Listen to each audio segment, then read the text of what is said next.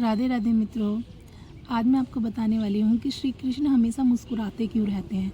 अगर आप श्री कृष्ण की कोई भी मूर्ति देखेंगे जो वृंदावन में है या फिर आपके घर में भी है या लड्डू गोपाल जी की भी आपने बिठा रखी है या आप कहीं भी अगर कृष्ण की मूर्ति देखेंगे तो आपको उनके चेहरे पर एक हल्की सी स्माइल दिखेगी।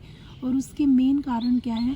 पहला कारण, श्री कृष्ण गीता में कहा है कि आप चाहे कुछ भी कर ले लेकिन होना तो वही है जो होगा, क्योंकि हम किसी भी सुख को दुख को नहीं टाल सकते, वो तो श्री कृष्ण की मर्ज़ी से ही होगे। और श्री कृष्ण कहते हैं कि इसको पता है फिर भी देखो कितना दुखी हो रहा है। और ये हमेशा मेरे साथ होता है कि हमें पता है कि जो होना है वो तो होगा, लेकिन फिर भी अगर दुख आता है तो हम दुखी ही हो जाते हैं। दूसरा कारण, श्री कृष्ण की जो रानियाँ थी 16,108 रानियाँ थी, और फिर भी श्री कृष्ण की ज़िंदगी में इतने उतार चढ़ाव आए लेकिन वो कभी दुखी नहीं हुए। उन्होंने हर संघर्ष को देखा और खुशी खुशी उनसे पता नहीं कितनी चीज़ें छूटी। गोकुल छूटा, उनका प्रेम छूटा, उसके बाद वो द्वारिका में चले गए।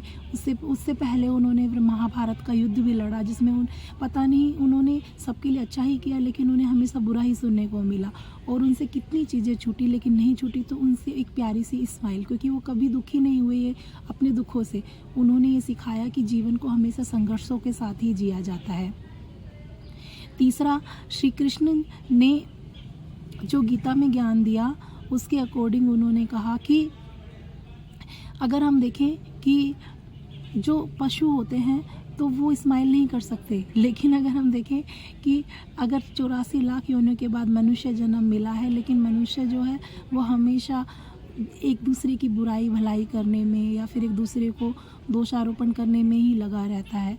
जबकि अगर हम 84 लाख योनियों के बाद अगर मनुष्य जन्म पा रहे हैं तो मनुष्य ही एकमात्र ऐसा प्राणी है जो खुलकर हंस सकता है और उसकी हंसी दिखाई भी देती है। क्योंकि आपने कभी किसी पक्षी को या फिर किसी जानवर को क्या पूरी तरीके से खुलकर हंसते हुए देखा है? आपको महसूस होगा कि ये हंस रहा है, लेकिन फिर भी मनुष्य की हंसी जो होती है वो दिखाई देती है, ना कि जानवरों की। 84 लाख योनियों में मनुष्य ही एकमात्र ऐसा प्राणी है जिसकी हंसी हमें दिखाई देती है।